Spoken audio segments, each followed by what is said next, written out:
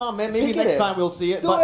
Maybe they're saving it for later. But here, up against Argentina with Karina, picked up by Jotun and Siv. I do want to finish what I started earlier, that statement. With the Melissa's go away, that provides easy cover. And she can be quite independent in that goal lane, where usually, again, Team Argentina can play and look towards that XP lane to get that winning lane. Exactly. I think we need to figure out, or both teams need to figure out which lane are they attempting to actually get ahead. Because if it's the gold lane, cool. You have a solid mid game and you have solid advantage in the late game. But if you leave that EXP lane untouched, the macro game, the wave gameplay, the 1 and 4 split push strategy can be utilized to its utmost potential. And with side cuts, for example, in the XP lane, going up against Papadog as well, that is something that you do not want happening. Welcome to the land of Dawn, ladies and gentlemen. Team Indonesia here with Taz starting on the purple buff and Jotun on that Karina on the orange buff. Let's see here, Taz. One question I do have currently is what emblem is he going to go for? He opts to go for the high and dry. And now you can already see that it's going to be the mystery shop as well from Karina, as Erwin is going to get bursted down by the damage from the Fanny early on. And man, that is a lot of damage. That is what the high and dry is gonna bring to the table. Taz is gonna be very aggressively moving around, going for those 1v1s, and unless Argentina has solid control in the lanes, then they can actually, that's how they need to play to get the opportunities to shut down, to collapse onto Taz, who is going over aggressive.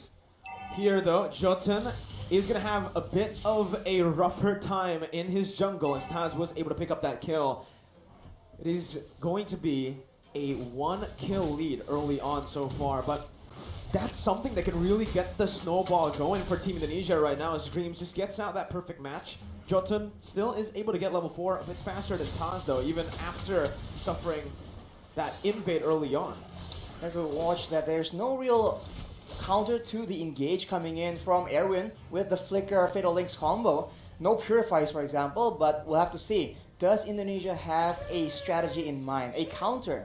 Maybe through maneuvering to positioning, we have to see later in the mid game. But for now, the Atlas cannot be as aggressive when it comes to these skirmishes. So we'll have to wait until about level 4. And now with the first turtle spawning, you can see action building up near that top side.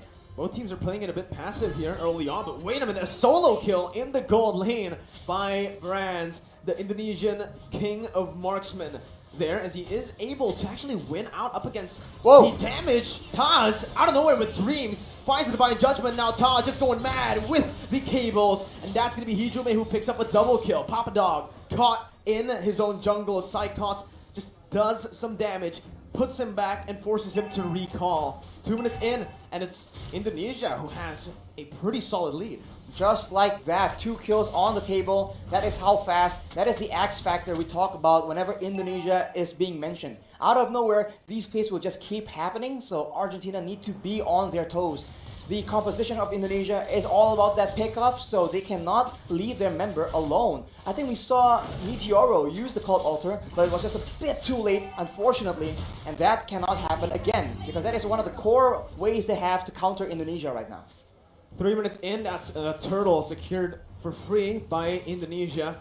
Psychots in that XP lane as well, getting a pretty substantial lead with Brands doing the same. So far, all 3 lanes are controlled by Indonesia. And this is a good read as well. Brands knows something is up, knows that Erwin has been missing on the map for quite a long time, so he plays it safe.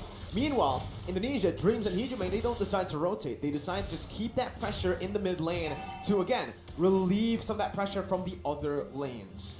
I'm just waiting for the time where Taz will start exploding out of nowhere, because right now, it's a ticking time bomb, man. He is farming up, but once he feels that he has the necessary items, he's about to go absolutely wild. And as you say that, oh my goodness, Taz does so much damage. Hijume pops that black shoes to run away from Erwin's possible engage here. As Psychots tries to make his way into that mid lane, just again opening up the map for the rest of his teammates. And that damage is absolutely absurd, man. Meteoro just disappeared. They're trying to do it onto Erwin right now with the Divine Judgment, but Erwin pops that perfect match. Very well timed to get out of the Divine Judgment. Taz on the Fanny right now, an absolute menace. And I don't think anyone from Argentina can deal with him 1v1.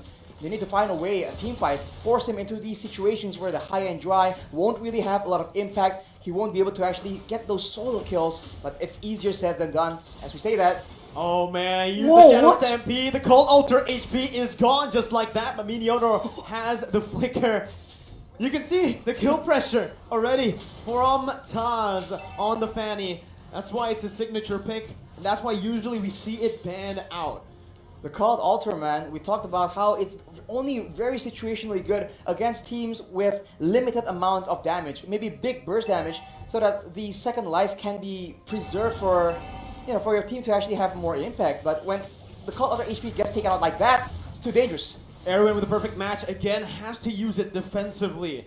A very different Atlas gameplay for Erwin here today, as Meteoro is going to be chunked low, goes in for Shadow Stampede, Dreams gets targeted down, but it's only the Roamer. A shutdown as Jotun puts Argentina on the board, but it's Taz who picks up a trade up top. Taz now going on to Papa Dog with a cutthroat as well. The flicker ready to save Papa Dog, but it's still a solid trade, 1 for 1 right now.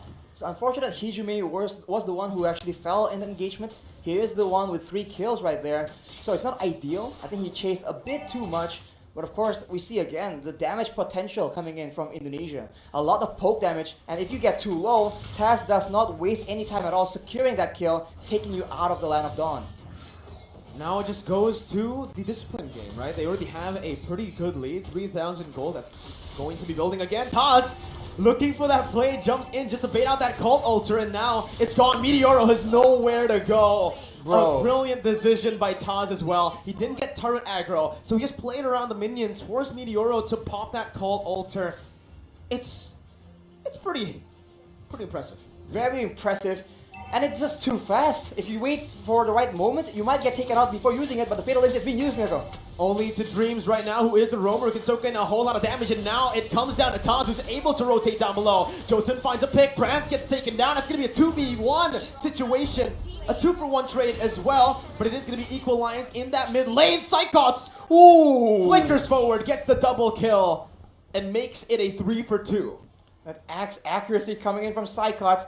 A 3 for 2, not ideal, but I guess at this point, Argentina need to get themselves on the board right here. If they play a bit too safe, they're just waiting for the members of Indonesia to set up for the next play, and as we can see, it can come just like that. Divine Judgments, bravest fighters, and of course, Taz just slice and dice him all the way through in the back line. The damage, look at that.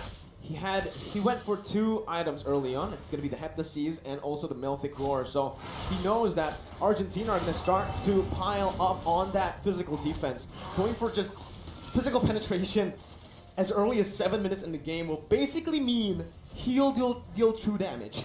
Not to mention, he is up against essentially 3 heroes that can go tank, so it's a very smart adjustment decision in the item build. And now with that lead, Indonesia is just pressuring away the members of Argentina from this turtle. They're still able to secure the purple buff, but right now, full control for Indonesia, unless Argentina does something unexpected. Erwin, with that flicker, we've seen him make the plays happen, but can he replicate the same success? 2 ultimates burnt out by Taz. What? Go away.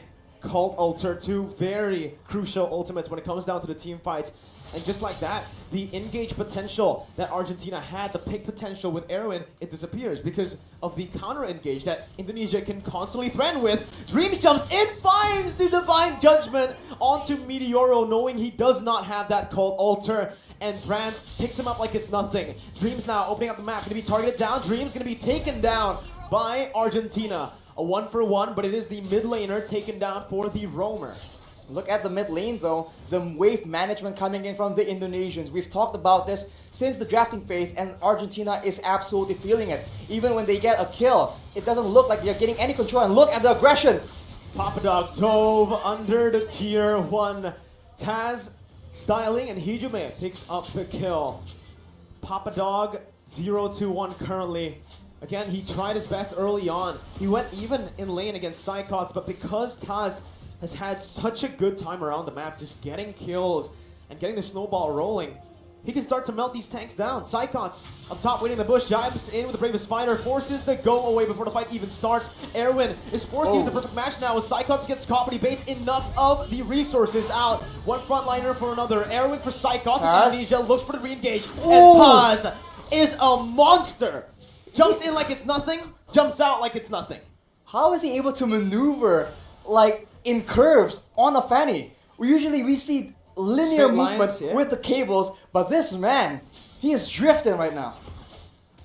It does feel like he's drifting, you know, he's playing those cables in a way where it looks like he is actually going around the walls. But this is the signature hit. This is the reason we usually never see it get left open. And this man was a mid laner, so now in the jungle position, this man is just flexing all this mechanical skills, the killer instinct as well.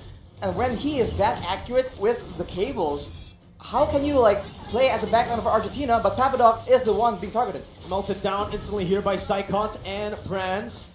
Erwin tried his best to pop that conceal and the perfect match to reach towards his teammate, but Papadog just gets bursted down too fast because, again, of the items. Even Brands with the Hunter Strike in the Melfic Roar, with the POD completed so early on. Man, he can actually just burst that whole team. Yeah, right as I say it, on cue, Brands pops that Renner, gets Meteoro to a quarter of his HP, swaps to the Bennett and clears out the wave easily with the BOD completed. Now, I need to ask you a question, Arashi. Argentina, how do they come back in the game, if it's even still possible?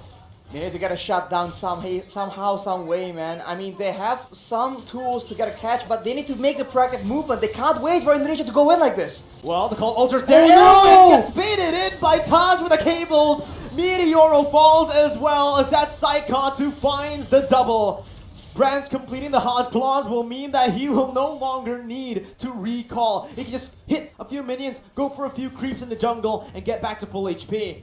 Johnson trying his best to look for a play. Toss and Brands with that combo. The snipe from the purple buff and Toss with the cables as Psychos jumps in once again onto the bravest fighter. But it is going to be the go away pop as well by Argentina. Meteoro backing off. Call Ultra already used.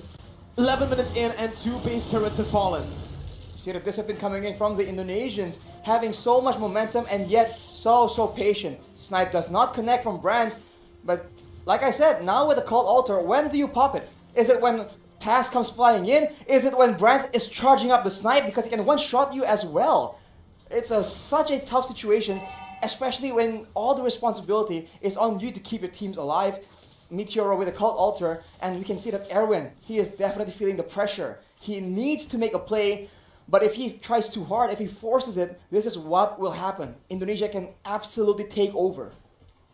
12 minutes in. This is, so far today, we have seen longer games than yesterday, right? I think the longest game we saw yesterday was 11 minutes, and today we saw a game go all the way. Dreams, though, looking for the pick, finds it like it's nothing, but it's going to be the Cult Altar, which is placed down. Taz looking for the plays, waiting for the Cult Altar HP to be shrink down, to be melted down as he goes in for a re-engage. Getting the base turret, getting back as well, baiting a whole lot of resources for Brands to free hit on that back line.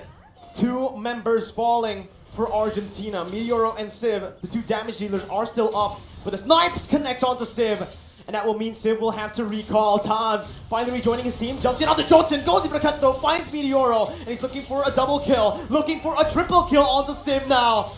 He does get it in the end, a triple kill for Taz up against Argentina in a dominant game 1. Dominant for sure. This is why the Fanny has been so prioritized. It is disgusting. What is that damage, my guy?